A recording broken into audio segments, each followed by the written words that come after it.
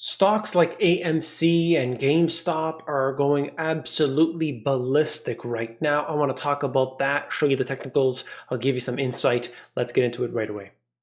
First, just leading into that, you could see there's all these articles being written about AMC, GameStop, and meme stocks as AMC Entertainment stock surges. SEC says it's watching memes for disruptions of the market, manipulative trading, or other misconduct. Okay, that's what they're talking about. So we have to watch their intervention in the markets. But investors may unwittingly have exposure to GameStop and AMC because if they're buying into these ETFs, which I'll show you in just a second, they're going to have exposure. So they don't even realize that and why their ETFs have done so well. Taking a look at this over the last 6 months, the S&P 500 is on a major calm streak. Taking a look at the obvious details here shows you that the number of days since the last 5% drawdown has been a considerable period. There haven't been too many over the last little while. Certainly not the most calm over the last several decades, but it just gives you some insight as to what's happening. Looking at the technical indicators, of course, you look at different ratios, different measurements. The markets are extremely, on a historic sense, very overvalued. Now, because you've got the stimulus, because you've got the quantitative easing, things have really changed, but you could see whether it's the S&P 500 versus margin debt year-over-year change, going way beyond anything we've ever seen before. You know, they just compare all these different statistics, and I realize it's probably blurry, it's probably hard to see, but you're just seeing that there are so many different ways of looking at it that show just screaming, absolutely screaming, watch out with what you're doing in your portfolio and how much you're risking today. Now, this happens to be FinViz, and I'm just pulling up a screener to give you a little insight as to what's been happening. The float short, which is what I chose right here, basically just shows you short selling, the amount of short selling transactions of a given stock. I happen to pick over 30%. And this right here shows you potential targets for shorts, for basically trying to do a short squeeze. So they would realize that these names might be the ones to be next to surge, like AMC and others. And if you go through the list right here, one of those happens to be Bed Bath & Beyond. You've probably heard about this one getting some serious attention recently. There are a few others in this list, and it depends on what you choose. Of course, I chose a market cap micro, so basically over 50 million, but you can play around with that if you're interested. Clover happens to be the one that went up 100% in a single day, which is just insane. But, you know, why don't we look at that as well? Let's have some fun. So right now, this chart that I'm showing you is Bed Bath & Beyond, but if we even look at this one, I could pull it up live, see what we got in terms of the detail. That is way out of the Bollinger Band. It's gone way beyond anything like we've seen before. I mean, this just rocketing, absolutely rocketing higher. Looking at the RSI, if I see that correctly, that is approximately 96. The slow stochastic is pulling in at 75, also very high. Okay, you're looking at the volume, which has been incredible. These are daily candles, by the way, on the left-hand side, and the weekly candle on the right-hand side. So what's happening here? A lot of this is not rooted in any sort of fundamentals. The company doesn't matter. It's all about the ticker name.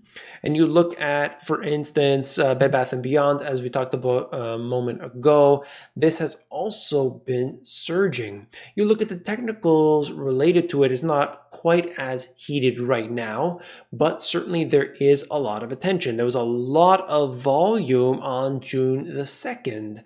But, you know, you see it's within the Bollinger Band, at least on the daily candle, and you look at where this has gone. I mean, RSI is 63. That shows bullishness there. And the slow stochastic has started to come down.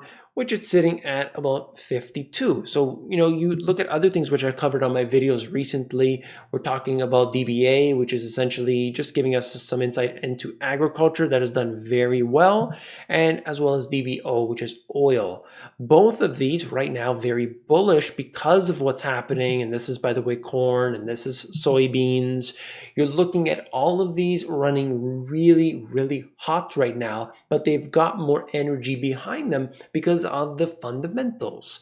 So when you have the fundamentals there, there's more sustainability to these particular stocks. Like, for example, if you're talking about Clover, if you're talking about Bed Bath & Beyond, what is the sustainability to rising 100% every day? Isn't there going to be a pullback? Are you sure that you're going to buy in at the right moment to then be able to exit? Do you want to exit, or do you want to hold it for a long period of time? I'm not sure what people, their intention is, but just think about what you're doing. Okay, that's all I'm suggesting here.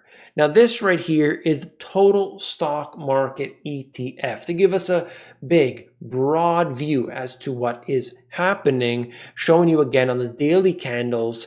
And as you can see, there are, flowing within the Bollinger Bands. That's why the Bollinger Bands are really something interesting. I covered this on the interview that I did with Profit Market. So definitely check that out if you have not already. In fact, I'll link to it at the end of this one if I can.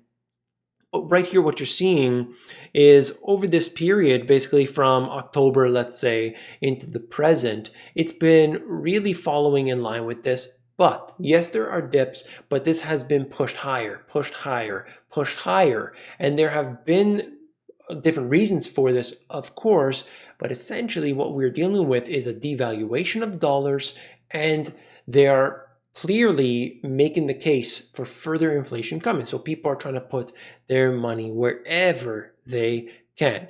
Now, right here was this on the slow stochastic back in 5/14, May 14th, dipped down to a low of 26. That was the lowest point in the last little while. We saw another dip to that level back in November of 2020, and essentially it happens to be very, very accurate. That's why I want to show you the technical indicators, because I look at the RSI dipping down in this period. I look at the MACD showing us that for a lot of people that were to get in around November 4th would have picked up some nice gains during this period. The technicals were clearly there, and you can use your resistance to basically just show you how it's going to move into the future. Now, I hope this was of some value to you. I would really like to get into this more, just to break down what's happening, sort of the top-down trading strategy. So on the Money GPS, I'm covering the top all the time, and I mention the stocks, but I don't get down into the nitty-gritty. And so this is something that I'm interested in. I want to show you a little bit of it. If you found it interesting, please give me a thumbs up. And of course, you definitely want to check out this video with it's an interview that I did with Profit Market. Click it and I'll see you there.